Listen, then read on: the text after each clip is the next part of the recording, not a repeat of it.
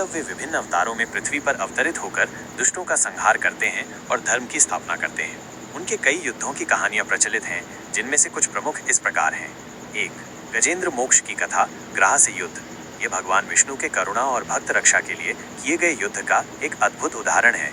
एक बार की बात है, गंडक नदी में गज, हाथी और ग्राह, मगरमच्छ नाम के दो जीव रहते थे। पौराणिक कथाओं के अनुसार ये दोनों पूर्व जन्म में जय और विजय नाम के विष्णु भक्त थे, जिन्हें श्राप के कारण इन योनियों में जन्म लेना पड़ा था।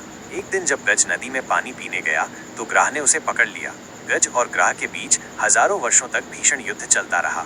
गज अपनी पूरी शक्ति से ग्राह से छूटने का प्रयास कर रहा था, लेकिन ग्राह की पकड़ ढीली नहीं पड़ रही थी। जब गज पूरी तरह थक गया और उसे कोई आशा नहीं बची, तो उसने अपनी सूंड ऊपर उठाकर भगवान विष्णु का स्मरण किया और ओम नमो भगवते वासुदेवाय का जाप किया। गज की पुकार सुनते ही भगवान विष्णु तुरंत गरुड़ पर सवार होकर प्रकट हुए। उन्होंने अपने सुदर्शन चक्र से ग्राह का सिर धड़ से अलग कर दिया और गज को ग्राह की पकड़ से मुक्त किया। इस प्रकार भगवान विष्णु ने अपने भक्त की रक्षा की और उन्हें मोक्ष प्रदान किया। 2. हिरण्याक्ष वध, वराह अवतार। ये युद्ध भगवान विष्णु के वराह अवतार से जुड़ा है, जिसमें उन्होंने पृथ्वी को बचाने के लिए हिरण्याक्ष का वध किया था। हिरण्याक्ष एक अत्यंत शक्तिशाली असुर था, जिसे ब्रह्मा जी से वरदान प्राप्त था कि उसे कोई भी देवता, मनुष्य, दानव या जानवर नहीं मार सकता। इस वरदान के अहंकार में चूर होकर उसने पृथ्वी को पाताल लोक में ले जाकर छिपा दिया और तीनों लोकों में हाहाकार मचा दिया। सभी देवता और ऋषि मुनि भगवान ब्रह्मा के पास गए और उनसे मदद मांगी। ब्रह्मा जी ने उन्हें बताया कि केवल भगवान विष्णु ही पृथ्वी को वापस ला सकते हैं। तब भगवान विष्णु ने वराह, जंगली सुअर का विशालकाय रूप धारण किया। उनका शरीर इतना विशाल था कि वे पहाड़ों से भी बड़े लगते थे। वराह रूप में भगवान विष्णु पाताल लोक में गए, जहां उन्होंने हिरण्याक्ष को चुनौती दी।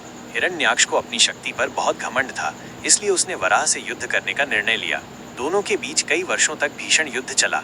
अंत में भगवान वराह ने हिरण्याक्ष को अपनी थूथनी सुअर की नाक पर उठा लिया और उसे जमीन पर पटक कर मार डाला। इसके बाद उन्होंने अपनी दाढ़ों पर पृथ्वी को उठाकर वापस उसके स्थान पर स्थापित किया। 3. हिरण्यकश्यप वध, नृसिंह अवतार। यह कथा भगवान विष्णु के नृसिंह अवतार की है, जिसमें उन्होंने भक्त प्रहलाद की रक्षा के लिए हिरण्यकश्यप का संहार किया। हिरण्यकश्यप एक और शक्तिशाली असुर था, जिसने ब्रह्मा जी से वरदान प्राप्त किया था कि उसे न तो दिन में मारा जा सके, न रात में, न घर के अंदर, न बाहर, न मनुष्य द्वारा, न पशु द्वारा, न अस्त्र से, न शस्त्र से, न धरती पर, न आकाश में। इस वरदान के कारण वो स्वयं को अमर मानने लगा था और सभी को अपनी पूजा करने के लिए मजबूर करता था। उसका अपना पुत्र प्रहलाद भगवान विष्णु का अनन्य भक्त था, जिससे हिरण्यकश्यप को बहुत क्रोध आता था। उसने कई बार प्रहलाद को मारने की कोशिश की, लेकिन भगवान विष्णु ने हर बार उसकी रक्षा की। एक बार हिरण्यकश्यप ने प्रहलाद से पूछा कि उसका भगवान विष्णु कहाँ है। प्रहलाद ने कहा कि भगवान विष्णु कण कण में विराजमान है। हिरण्यकश्यप ने क्रोधित होकर एक खंभे पर लात मारी और पूछा कि क्या उसका भगवान इस खंभे में भी है। जैसे ही उसने लात मारी, खंभे से भगवान नृसिंह, आधा मनुष्य आधा सिंह का विकराल रूप प्रकट हुआ। उन्होंने हिरण्यकश्यप को शाम के समय न दिन न रात अपने महल के द्वार की देहली पर, न अंदर न बाहर, अपने नाखूनों से, न अस्त्र न शस्त्र, अपनी गोद में रखकर, न धरती पर न आकाश में मार डाला। इस प्रकार भगवान नृसिंह ने हिरण्यकश्यप के वरदान का मान रखते हुए उसका अंत किया और भक्त प्रहलाद की रक्षा की।